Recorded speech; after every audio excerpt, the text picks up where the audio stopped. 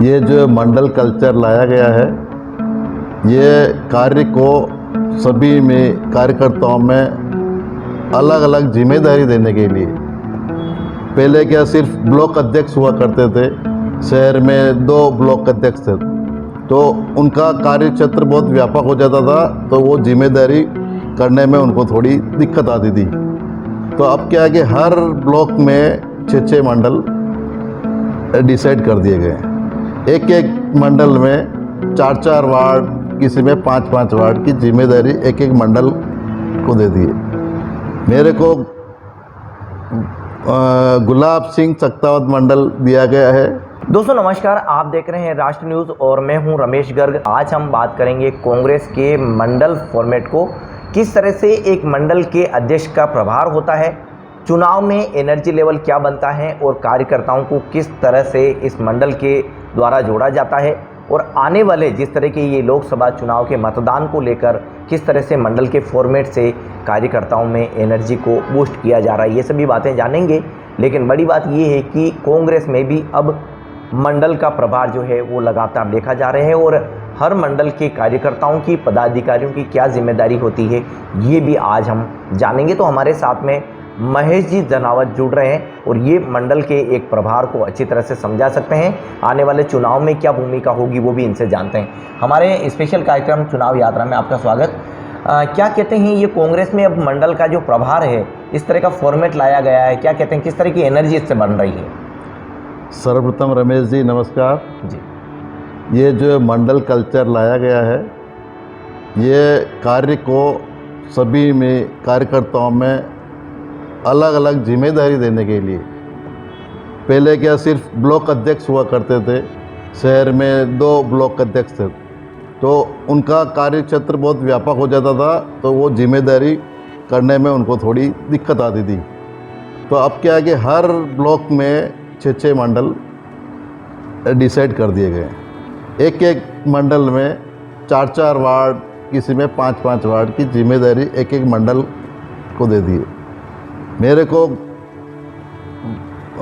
गुलाब सिंह चकतावत मंडल दिया गया है, जिसमें मेरे 4 वार्ड आते हैं जी।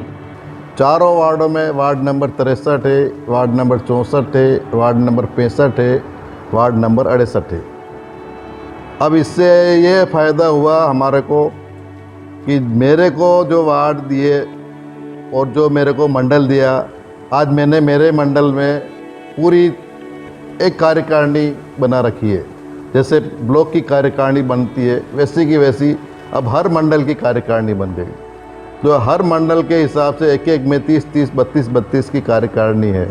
तो हर मंडल में ये 30-30, 32-32 कार्यकर्ता को एक्स्ट्रा जिम्मेदारी मिल गई काम करने के लिए।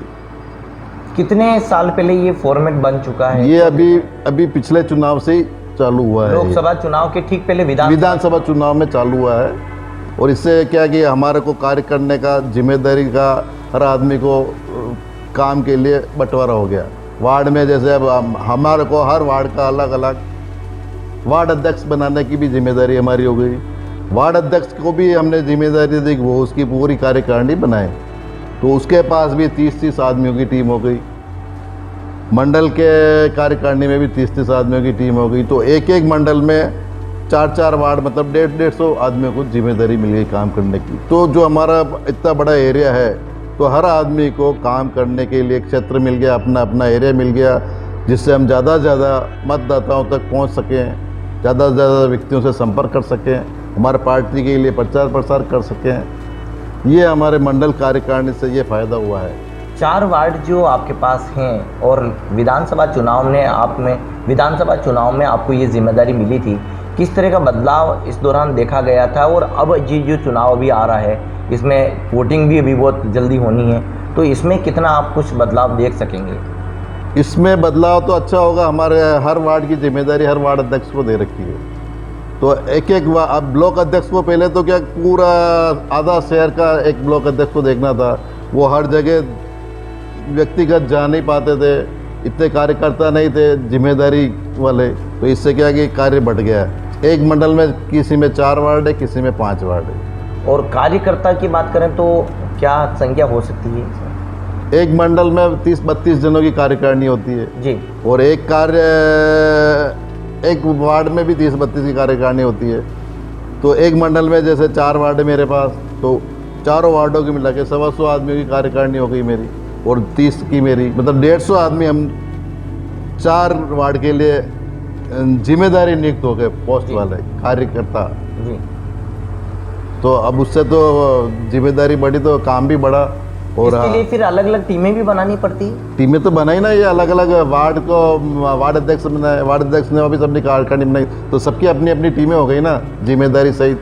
जी तो इससे हर आदमी अपना जिम्मेदारी समझ के अपना दायित्व निभा रहा है। जी दोस्तों देखिए, ये हम आपको इसलिए बता रहे हैं क्योंकि चुनाव का वक्त है और ऐसे में पार्टियां अपनी अपनी रणनीति बनाती है किस तरह से चुनाव को फाइट किया जाए।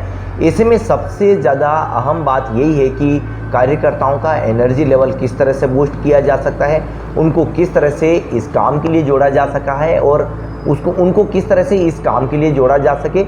और जिस तरह का मतदान होता है उस मतदान के रेशो को बढ़ाने के लिए भी कहीं कहीं पार्टियां इस तरह से ये एक मंडल का जो है फॉर्मेट वो लागू करती है। लेकिन इस कल्चर के बाद कितना कांग्रेस में क्या कुछ बदलाव आएगा, कितना कुछ कार्यकर्ताओं को जुड़ने का मौका मिलेगा और उस वार्ड की, उस मंडल की क्या तस्वीर होगी, यही हम यहाँ जानने की कोशिश कर रहे हैं। कितना मतलब कार्यप्रणाली में कितना बदलाव आप देख पा रहे हैं इस फॉर्मेट के बाद? भाई एक वार्ड में लगभग 5-5 हज़ार 6-6 हज़ार मतदाता है जी। तो अब काम डिवाइड हो गया, हमारा बूथ अध्यक्ष अलग है। अभी आज तक हमारे पन्ना प्रमुख तक हम नहीं पहुँचे हैं, लेकिन हमारे जो मंडल की कार्यकारिणी और वार्ड की कार्यकारिणी है, इससे क्या कि मतदाताओं तक पहुंचने की थोड़ी हमारे की सुविधा हो गई है जी। जिम्मेदारी मिल गई, दे दी हमने, ताकि हर कार्यकर्ता अपनी जिम्मेदारी निभा रहा है। डोर टू डोर व्यक्तिगत स्तर पे अपने वार्ड में, अपने मोहल्ले में संपर्क कर रहा है। इससे हम हमारी पार्टी में अभी जो पिछले कुछ समय से कार्यकर्ताओं की ज़्यादा कमी महसूस कर रहे थे, अब उसमें थोड़ा इजाफा हुआ है कि कार्यकर्ता बढ़े हैं हमारे। आने वाले समय में हो सकता है कि हमारे पास भी हर मोहल्ले में एक कार्यकर्ता हो, अच्छा हर मोहल्ले तक पकड़ हो जाएगी।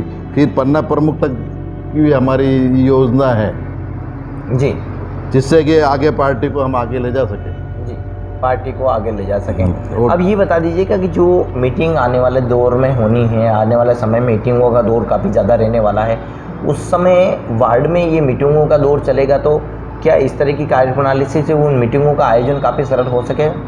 मीटिंगों का दौर भी चलेगा। अभी तो लोकसभा चुनाव है, बड़ा एरिया है, लेकिन आने वाले समय में 6 महीने बाद निगम के चुनाव होंगे, तो इसका फ़ायदा निश्चित हमें निगम के चुनाव में मिलेगा, निकाय चुनाव में का। हाँ जी। अभी लोकसभा का तो बड़ा एरिया है, फिर भी हम प्रयत्न कर रहे हैं, पहले विधानसभा से भी ज़्यादा मत हमारे पार्टी को आएंगे जी।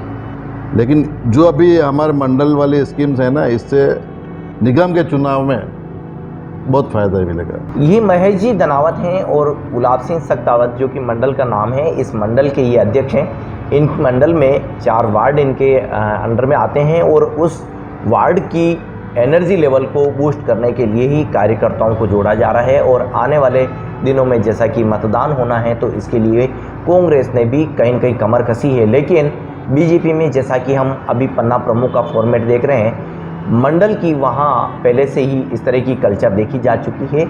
ऐसे में भले ही कांग्रेस अभी पन्ना प्रमुख तक नहीं पहुँची है, लेकिन मंडल प्रमुख के इस कल्चर के चलते इस लोकसभा चुनाव में जो मतदान की जो रेशो है उसको कहीं न कहीं बढ़ोतरी होते हुए भी देख रहे हैं। वहीं इनका ये भी कहना है कि आने वाले दिनों में मंडल की इस फॉर्मेट से कार्यकर्ताओं में एनर्जी लेवल भी बढ़ सकेगा और चुनाव की जो प्रक्रिया है ज़्यादा सरल हो सके, उसके लिए भी हमारे तरफ से ये प्रयास किया जा रहा है। राष्ट्र न्यूज़ पर इस तरह के छोटे छोटे कंटेंट आप तक इसलिए भी पहुंचाए जा रहे हैं क्योंकि मतदाताओं को चुनावी खबरों से लेकर कुछ विशेष जुड़ाव देखा जाता है और इसी के चलते राष्ट्र न्यूज़ पर लगातार आपको ये कंटेंट पहुंचाए जा रहे हैं।